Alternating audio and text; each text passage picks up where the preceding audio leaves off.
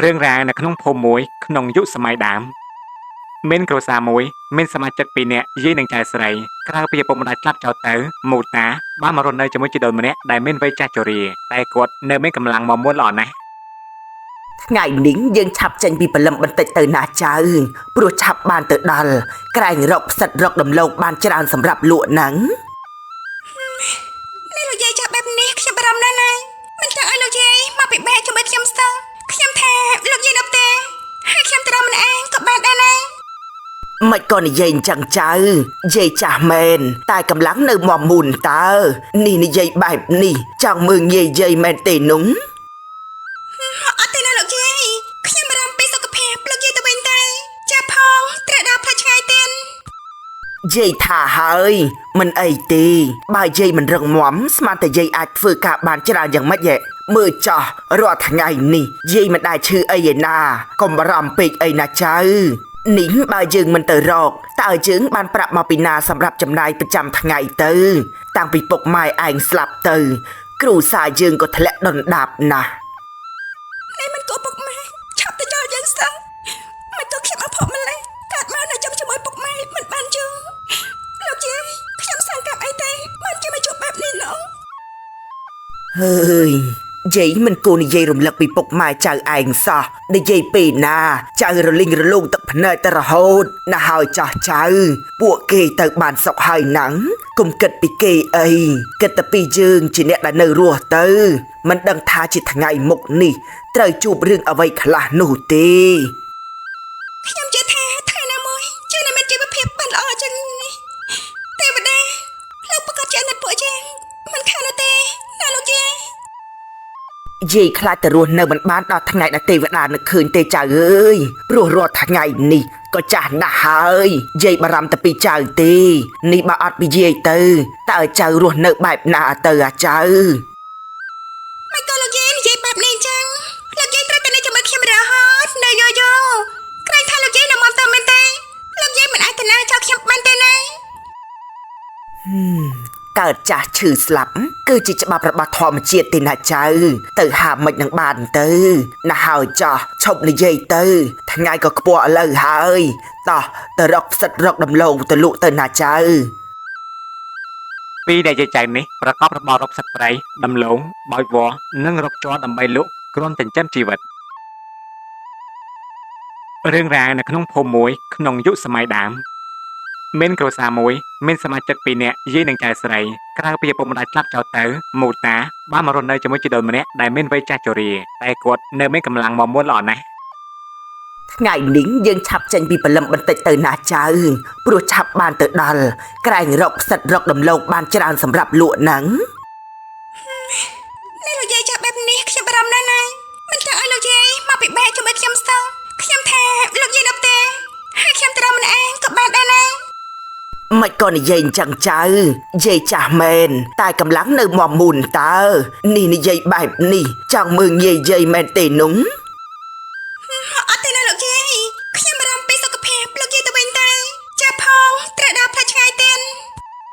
យាយថាហើយមិនអីទេបើយាយមិនរឹងមាំស្មានតែយាយអាចធ្វើការបានច្រើនយ៉ាងម៉េចហ៎មើលចោះរាល់ថ្ងៃនេះយាយមិនដែលឈឺអីឯណាកុំបារម្ភពេកអីណាចៅនេះបើយើងមិនទៅរកតើយើងបានប្រាប់មកពីណាសម្រាប់ចំណាយប្រចាំថ្ងៃទៅ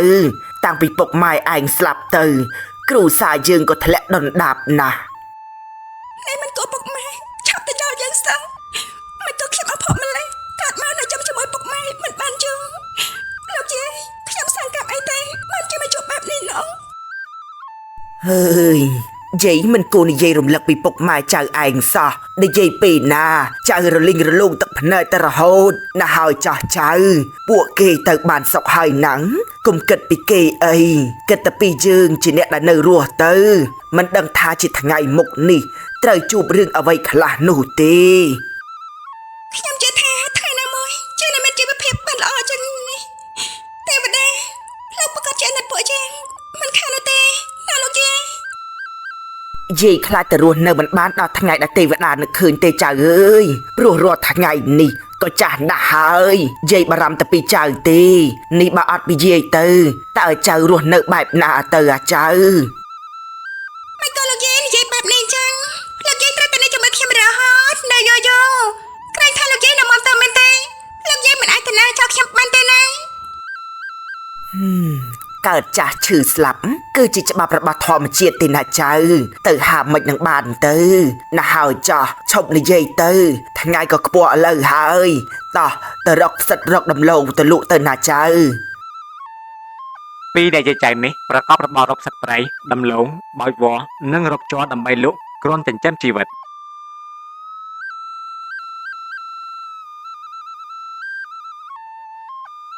ហើយ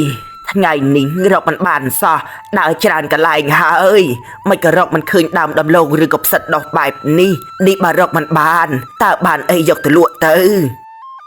ប្រហែលជាមានគេមករកមិនយ៉ាងតែដឹងយាយទៅមកតិចទៀតទេ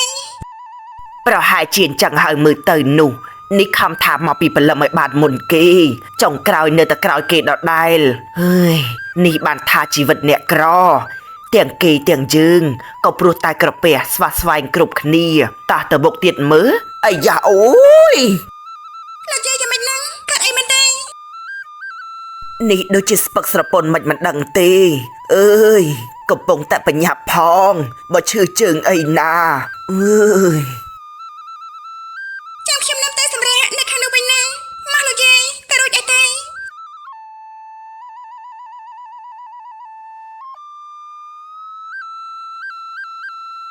នេះបានធូរខ្លះហើយមែនទេលោកយាយខ្ញុំថាហើយលោកយាយនៅផ្ទះទេឃើញទេឈឺចឹងតតបាន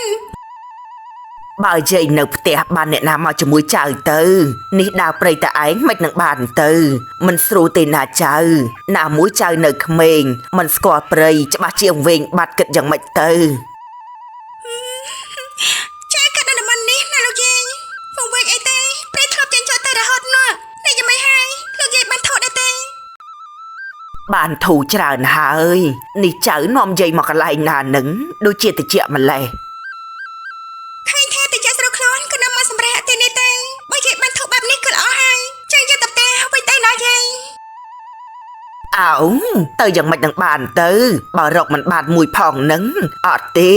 យើងមិនអាចខាតជើងបានទេណាចៅ ណែលោកយាយឈឺបែបនេះហើយណែចង់ត្រូវអីទៀតចាំថ្ងៃក្រោយក៏បានដែរលោកយាយសំខាន់យាយឈឺបែបនេះខ្ញុំត្រូវទៅយកយាយទៅផ្ទះវិញ អត់ទេជ្រុលជាមកហើយត្រូវតែបានរបស់ខ្លះទៅវិញបើរកមិនបានអីលក់បានប្រាក់សម្រាប់ចាយទៅយាយដើររួចហើយតើចាំមើលណាំងយាយដើរងាកក្រោយឲ្យមើលណ៎ឃើញទេ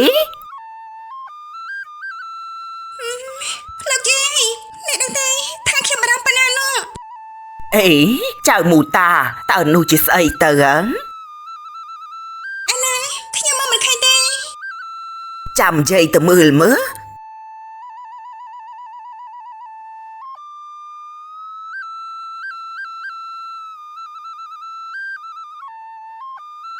អេនេះពិតជាចម្លែកណាស់ស្អីគេអញ្ចេះហើយចុះអ្នកណាយករបស់នេះមកចោលនៅទីនេះនោះ ពេលនោះព្រាយអាបដែលត្រូវបានឃុំដោយមន្តអាគមត្រូវបានរួចផុតពីមន្តអាគមក៏បានចូលសន្ធឹកក្នុងខ្លួនរបស់យាយអាំ ហ៎អូយ លោកយាយលោកយាយ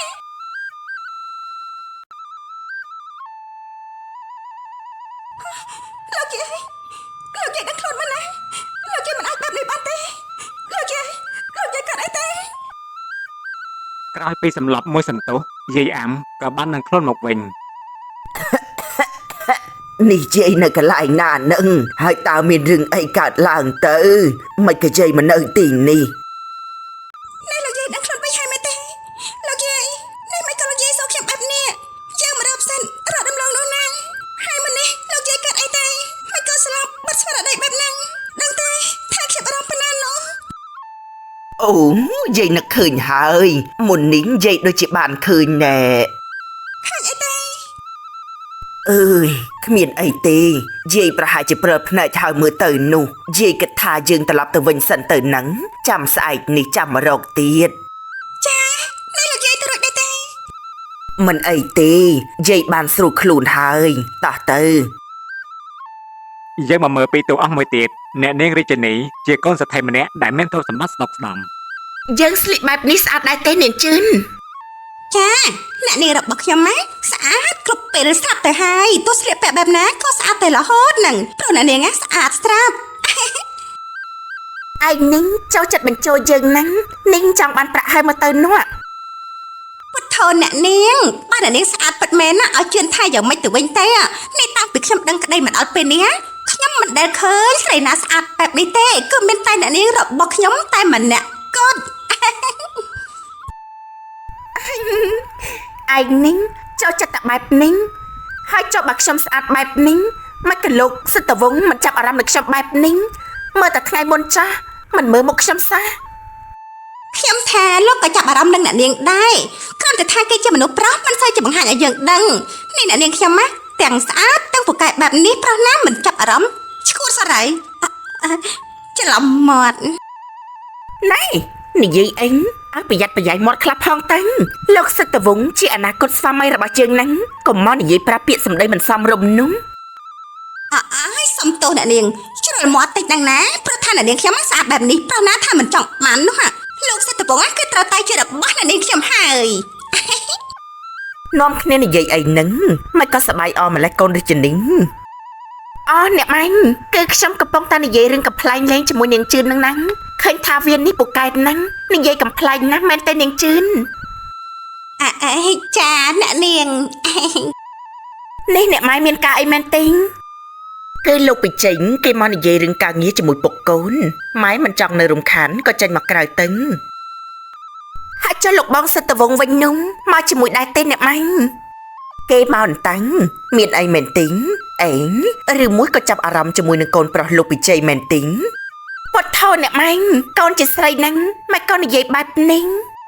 ម៉ែមើលដឹងហ្នឹងថាកូននេះគិតអីជាមួយនឹងក្មួយសិទ្ធិវង្សនោះបើកូនពេញចិត្តគេពិតមែនម៉ែជួយបានតាំង អ្នកនាងជារឿងល្អហើយតាក្រែងមិននេះអ្នកនាងថាពេញចិត្តលោកសិទ្ធិវង្សមែនទេលោកស្រីធំជួយគឺល្អហើយតា នាងជឿនឯងនិយាយស្អីតាំងយើងខ្មាស់អ្នកម៉ែហ្នឹង ខ្មាស់អីទៅកូនជាកូនរបស់ម៉ែម៉ែជួយបំពេញបំណងកូនស្រាប់ទៅហើយនេះចង់និយាយលេងជាមួយគេដែរទេកូនចាំម៉ែជួយល្អដែរអស់អ្នកម៉ែនេះខ្ញុំខ្លាចគេថាយើងគឺជាស្រីឲ្យដៃប្រុសហ្នឹងម៉ែមានវិធីរបស់ម៉ែហើយហ្នឹងអញ្ចឹងកូនទៅចាំគេនៅសួនផ្កាខាងនោះចឹងចាំម៉ែឲ្យគេទៅទីនោះ មកអ្នកនាងទៅត្រៀមចាំលោកសិទ្ធិវង្សនៅសួនផ្កាណោះ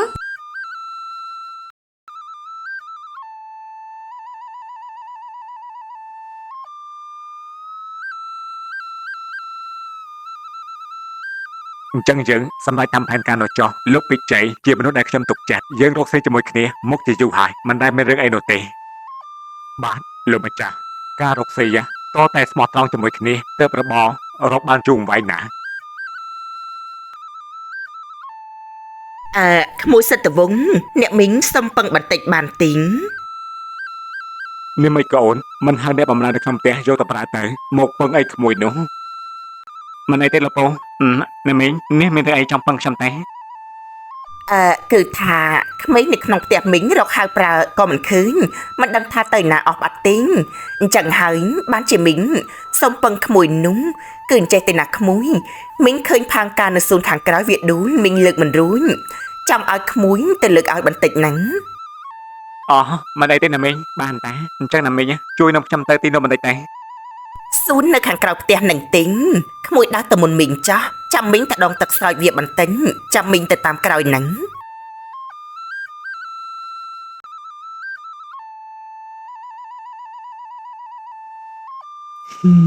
ចេះមកប្រាប់ភ្ញៀវទៅកើតសុំទោសណាលោកម្ចាស់មិនអីទេលោកសុទ្ធតែគ្នាឯងតាមានអ្នកក្រៅមកពីណាទៅ អើយលោកអ្នកនាងលោកប្រសិទ្ធវង្សមកហើយខ្ញុំសុំត្រឡប់ចាំមើលនៅខាងនោះសិនហើយ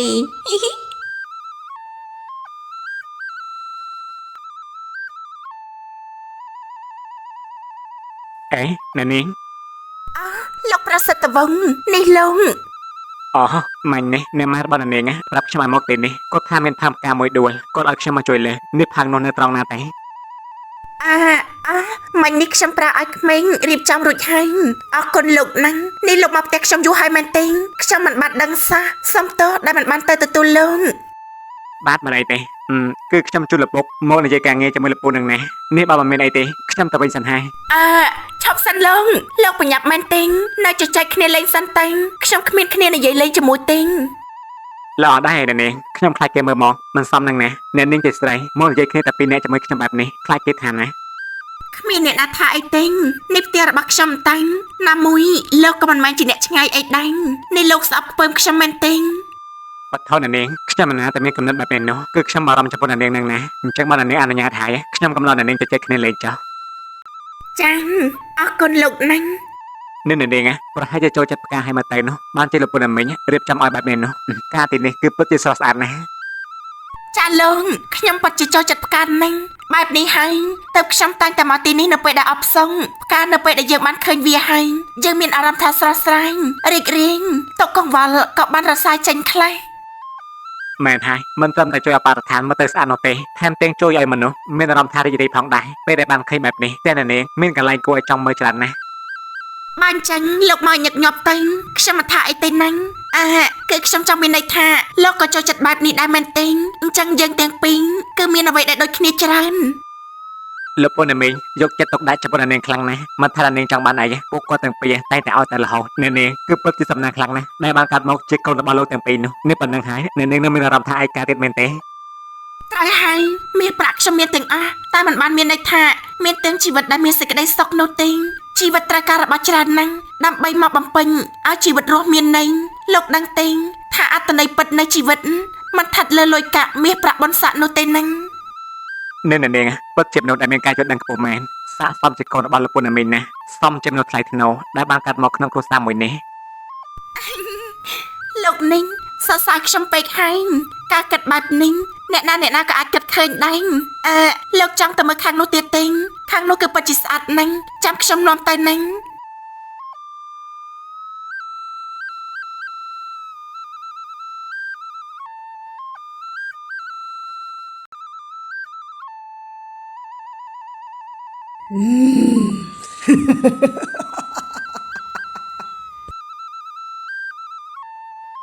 เฮ้ยไอ้เจียเนี่ยดานี่ไม่ก็มาเนยตีนี่เจ้าหมูตาเจ้าเนยนาเตอเอ้ยนี่ไอ้จิสไอเตอ យើងអរគុណឯងណាស់ដែលបានជួយយើងចេញផុតពីអាគមមួយនោះ ពេលនេះយើងមានសេរីភាពហើយ ជួយស្អីទៅយើងមិនដឹងទេយើងមិនបានទៅជួយខ្មោចអាបដូចជាឯងទេចាញ់ទៅចាញ់ឲ្យផុតពីមុខយើងទៅកុំមកចិត្តយើងឲ្យសោះហ្នឹង ឯងជាអ្នកមានគុណយើងនឹងជួយឯងបានឯងទទួលចិញ្ចឹមយើងទៅនោះជីវិតឯងនឹងមានតែភាពសម្បូរសប្បាយ អត់ទេយើងមិនទទួលចិញ្ចឹមខ្មោចដូចជាឯងទេចាញ់ទៅ តែឯងបាននាំយើងមកក្នុងផ្ទះជាមួយឯងហើយឯងនឹងក្លាយជាទេសកលរបស់យើងតែម្នាក់គត់ អត់ទេអត់ទេអត់ទេអត់ទេអត់ទេអត់ទេ លោកយាយមានរអីហ្នឹងលោកយាយស្រេចអីមិញនេះ គឺថានេះយាយនឹកមិនឃើញទេយាយដូចជាឈឺក្បាលណាស់ចៅមូតា នេះប្រហែលជាហត់ពេកលោកយាយសម្រាប់មិនគ្រប់គ្រាន់យកសពអាក្រក់ហើយសម្រាប់បន្តទៀតចុះណាលោកយាយ លុះជប់ឡើង យើងឃ្លានឯងនាំយើងទៅរកស៊ីរបស់ស្រស់ភ្លាមទៅយើងឃ្លានឯងឮទេយើងឃ្លាន អត់ទេចាញ់ពីខ្លួនយើងទៅចាញ់ទៅ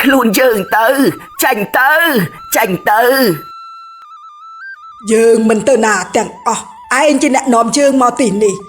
យើងនឹងប្រើរាងកាយឯងជាជំរករបស់យើង យើងឃ្លានឯងត្រូវតែស្ដាប់តាមបង្គាប់យើងបើមិនចឹងទេយើងនឹងធ្វើឲ្យឯងឈឺចាប់វេទនាជាងស្លាប់ទៅទៀត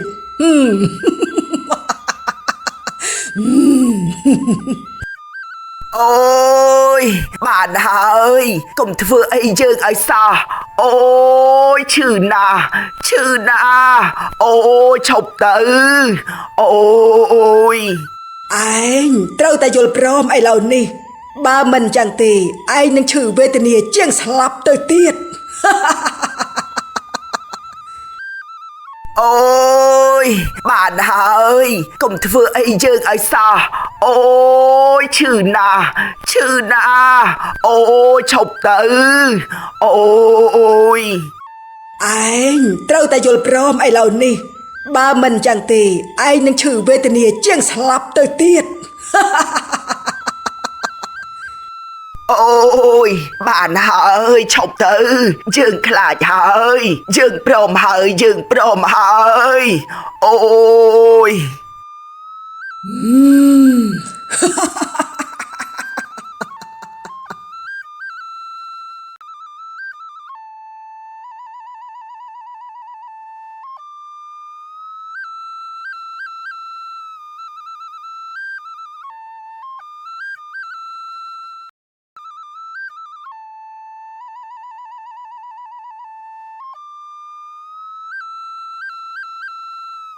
เฮ้ยบอกเอ้ยบอกมาเมินนี้ชุดយើងមិនក៏បែបនេះបង មិនដឹងអូនមិនក៏សៃលោឡាបែបនេះហាមានរឿងអីទៅ ខ្ញុំក៏មិនដឹងដែរព្រឹកឡើងជ្រូករបស់យើងងាប់អស់បែបនេះហើយពោះវៀនវិញក៏ដាច់អាយាយពេញនឹងវាកើតអីទៅ នេះមានសត្វអីមកហែកវាស៊ីទេដឹងបានតែជាបែបនេះនោះបិទថងកន្លងមកភូមិយើងមិនដែលមានរឿងបែបនេះទេណា មានរឿងអីហ្នឹងអ្នកភីអ្នកភឿនកំពុងតែនិយាយពីអីហ្នឹងอ้าวនេះមិនក៏ជ្រូកមកស្លាប់ទេនេះជ្រូកអ្នកមែនទេ ចានេះមិនដឹងថាជាសត្វអីមកខំវាឲ្យងាប់នោះទេនេះជ្រូកចិត្តល្មមលក់ទៅហើយមកជួបរឿងបែបនេះទៀតកំពុងតែក្រផងមើលចោះចិញ្ចឹមតម្រាំតែបានធំប៉ុណ្ណឹងវាច្រើនខែណាស់ហើយ សង្ស័យតែមានខ្លះព្រៃវាចេញ100ចំណីទៅដឹងអ្នកនេះភូមិយើងហើយក៏ចិត្តនឹងព្រៃធំដែរវាក៏អាចដែរណា បើជាខ្លាមិនក៏វាមកហែកស៊ីទាំងអស់តែម្ដងទៅមិនក៏ហែកស៊ីតែពោះវៀនបែបនេះនោះនេះស្ដាយជោគណាស់ម៉ែវា ណាហើយបើវាជុលជាចឹងទៅហើយនោះហៅអ្នកភូមិមកជួយកោជួយប្រឡត់ទៅវាសាច់លក់ទៅមានទៅខាតអីលក់បានតែ មិនដឹងថាវាងាប់ដល់របៀបម៉េចនោះទេនេះមិនហ៊ានសូម្បីតែលក់ឲ្យអ្នកហ្នឹងខ្លាចមានបញ្ហាអីដល់គេទៀតនេះមិនដែលមានរឿងបែបនេះកើតឡើងចំពោះភូមិយើងនោះទេ ចាប់ពីពេលនេះទេត្រូវប្រយ័ត្នជ្រូកមន្ទាទាំងអស់គ្នាព្រោះឆ្នាំហ្នឹងឯកាចសត្វព្រៃអាចនឹងចេញមកលុកលុយភូមិយើងណាដូចជាករណីហ្នឹងចឹងនេះសំណាងហើយដែលវាហែកសត្វចុះបើវាហែកមនុស្សវិញនោះ ហើយអ្នកកុំនិយាយបែបនេះអីព្រឹសបលណាស់ទៅពុកវាទៅហៅគ្នាឲ្យមកជួយធ្វើទៅវះចែកគ្នាទៅមិនចាំបាច់លក់ដូរអីទេថ្ងៃនេះបានមកហូបអីដែរទៅចៅមូតា ចាលោកយាយគឺបានឆាតកូនសាច់ជ្រូកនឹងអាំងឆ្អឹងចំណីជ្រូកនឹងណា នេះចៅបានលុយមកពីណាទិញសាច់ជ្រូកនោះទៅនេះយើងទៅរកផ្សិតកាលពីថ្ងៃមុនមិនបានផងបានអីលក់បានប្រាក់មកទិញសាច់ជ្រូកនេះទៅ អូសាច់ជ្រូកនេះគឺមិញផានឲ្យទៅណាយាយគាត់ថាជ្រូកគាត់មិនដឹងជាកាត់អីព្រឹកឡើងខៃស្លាប់ហើយពវិនក្នុងឯងបាត់ទាំងអស់មិនដឹងថាសត្វអីហើយស៊ីទេ សាច់ជ្រូកហ្គេង មានអីមែនទេលោកយាយ អូគ្មានអីទេចៅនេះពួកគេងគឺពិតជាចិត្តល្អណាស់ចែកសាច់ជ្រូកឲ្យយើងហូប ចាលោកយាយពិសាឲ្យច្រើនទៅណាឆាប់មានកម្លាំងព្រមរយៈនេះលោកយាយខ្សោយណាស់គ្រាន់តែរៀនជ្រូកងាប់សោះកណ្ដុំគ្នាផ្អើលភូមិដែរស្មានតែមានរឿងអីធំដុំ ហើយមានរឿងអីទៅឯងនឹងនាងជឿនរអ៊ូពេញតែផ្ទះនោះ ចាលោកស្រីមនុស្សក្នុងភូមិនឹងណាគេនាំគ្នានិយាយពីជ្រូកងាប់មិនដឹងមូលហេតុមិនដឹងថាសត្វអីខំហែកស៊ីតែព្រោះវាមើលតែព្រៃអាបណោះ នេះមានរឿងអញ្ចឹងផងមែនទេហើយពួកគេយកសត្វជ្រូកនោះទៅណាហើយ មានយកតែណាវាចែកគ្នាក្លែមពេញតែភូមិនឹងហើយក៏បានក្លែមជាមួយគេបន្តិចដែរមិញហ្នឹង ឯងនេះចេះតែផឹកស៊ីក្នុងវងជាមួយគេទៅកើននៅក្នុងផ្ទះយើងខ្វះរបស់ស៊ីណាស់មែនទេបានជាឯងឃ្លានបែបនេះនោះ មិនមែនទេណាលោកស្រីតែមើលទៅតំណងពេកទ្រាំអត់មិនបានក៏ដាក់មកតើជាមួយគេតែ អ បានហើយទៅរៀបចំបាយទឹកទៅប្តីយើងមកពីក្រៅវិញឥឡូវហើយតិចទៅមិនទាន់ត្រូវផ្ដៅឥឡូវនឹងហើយ ចាលោកស្រីអើយកាចណាស់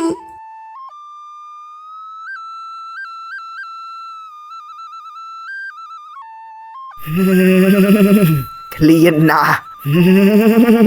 យើងឃ្លានពិតជាឃ្លានណាស់ឃ្លានឃ្លានណាស់